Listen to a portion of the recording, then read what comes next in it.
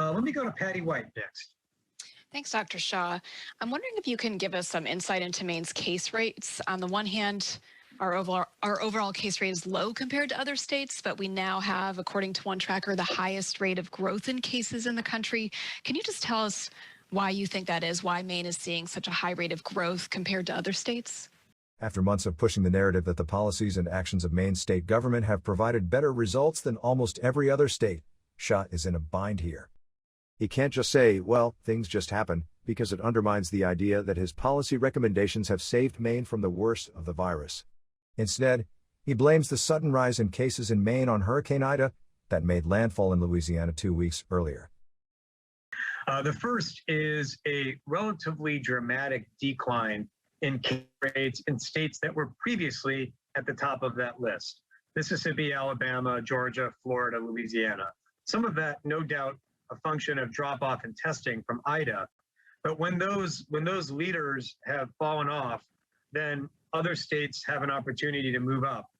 That doesn't necessarily mean things are worse here in Maine than they are in, say, Mississippi. From an infectious disease standpoint, there is so much nonsense to unpack here, it is hard to know where to start. Unable or unwilling to explain why the rate of COVID infections was growing faster in Maine than anywhere else in the nation, Shah tries to blame Hurricane Ida for interrupting testing in 5 states that were all among the 10 highest case rates in the nation: Mississippi, Alabama, Georgia, Florida, Louisiana. Here are the 5 states that Shah referenced: Mississippi, Alabama, Georgia, Florida, Louisiana. Now, here is the track of the hurricane. Notice that only 2 of Shah's states, Louisiana and Mississippi, had any significant impact from the storm. The states shown in red were among the top 10 states in new COVID cases for several days before and after the hurricane. With few exceptions, these red states made up the top 10 from 4 days before the hurricane until the day before Shah made his statement. On that last day, there had been no dramatic decline in case rates among the states. 4 of the 5 were still in the top 10. Notice also that Maine does not appear on any of these lists of rankings. This is because Shah's answer, though not supported by the facts, did not answer the question the reporter asked him. Listen to the question again. But we now have, according to one tracker, the highest rate of growth in cases in the country. Can you just tell us why you think that is, why Maine is seeing such a high rate of growth compared to other states?